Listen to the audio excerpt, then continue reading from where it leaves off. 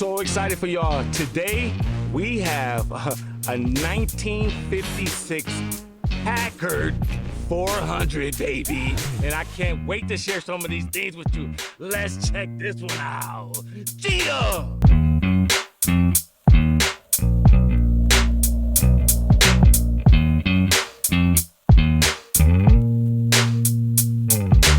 Nobody had anything during the Depression. He had a little 16-acre farm, you know, in Western New York.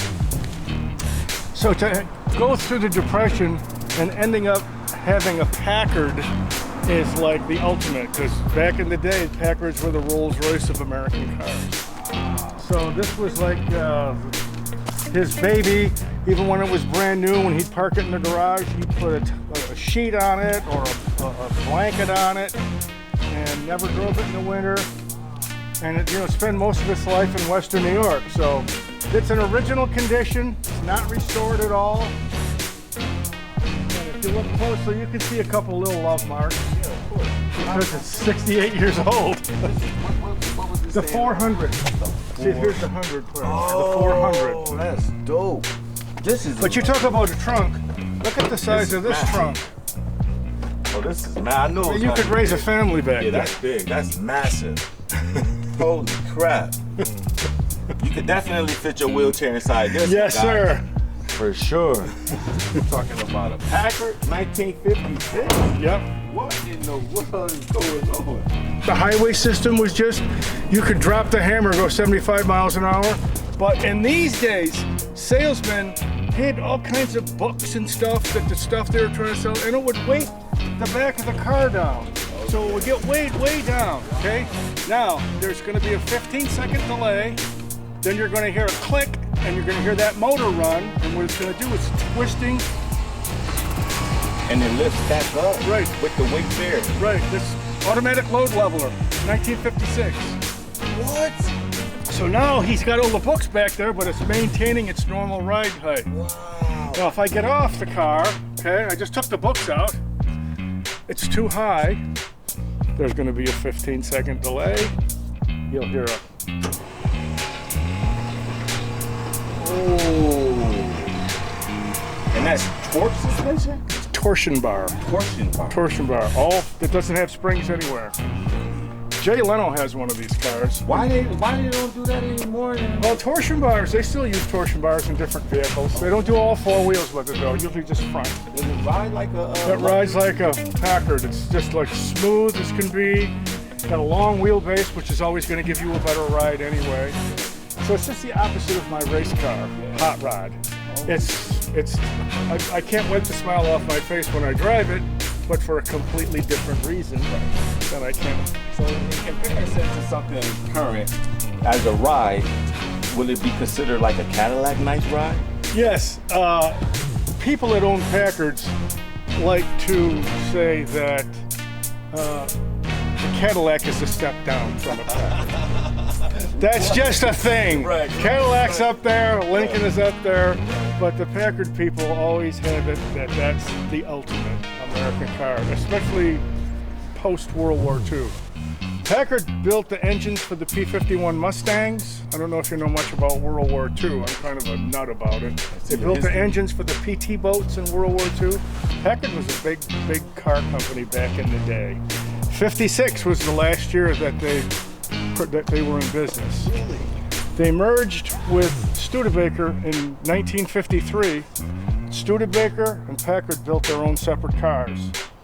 When Packard went out of business, because they had merged with Studebaker, they were allowed to build Packards for 2 years. Those were known as the Studebaker Packards. And of course, that's the red-headed stepchild Packard to the purest Packard folk. So 57, 58, you could get a Packard, but it was built by Studebaker. Got a V8 engine in it, 374 cubic inches. This is what inspires a lot of these emblems today. Oh yeah, there's probably more chrome in this car. Look at this. 5 cars.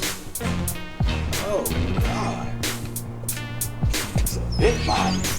And I like big bodies, too. Oh, this is how you do. You don't even have to go underneath. Oh, right up front. V8 engine. Oh, original? Everything's original. Oh my Of course, the God. tires and the battery. And Right, stuff. of course. Yep. Wow, V8 engine. Look at this, guys. Just goes down the road, no problem. 80 miles an hour. 1956. Man, this is exciting stuff. Wow, Mark. And you keep it so good, like it's in great condition. So when you open the door in 1956, they had markers, so that helps you get in and out the car. So you can actually see your step and everything like that. And when your headlights are on in 56, these markers are on. So you see this thing riding down the road in the dark looking mean. OMG. Packard, baby. So guys, okay, so Mark been giving me a history lesson.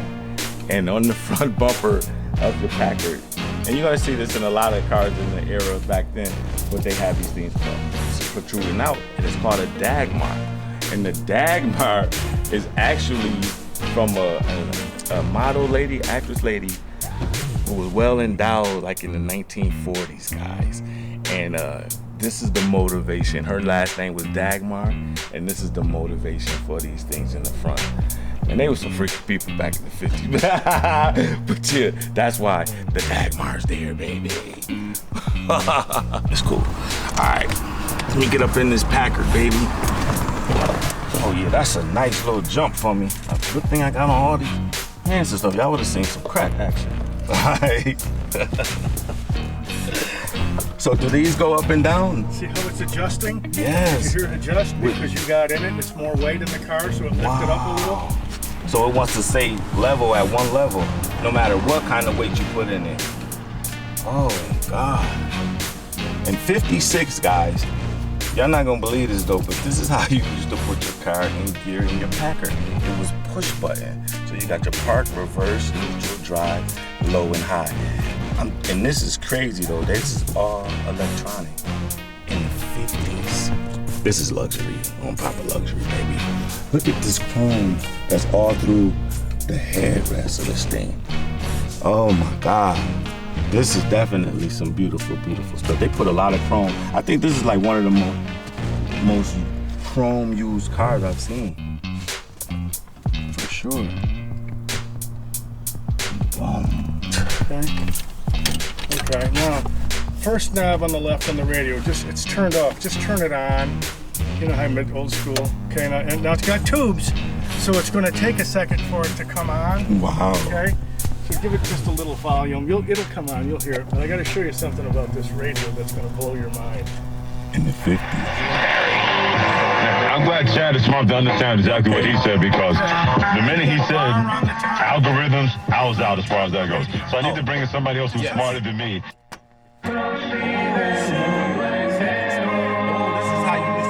Stations in the 50s. When my company took looking for the ultimate spot to watch football with fellow. And these are the preset stations. Wow. Look at this here. Now, a lot of them. Garments for almost every job imaginable. And with the Cintas Workwear program, you get freshly laundered garments delivered every week for everyone on your team.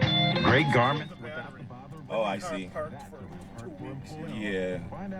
This is the glove box back in the day, huh? Oh yeah, open it up so you can feel how heavy that is. Look at feel hot. Oh man, that is heavy. That's a heavy, heavy door, guys. The glove box was heavy in the 50s. Wow.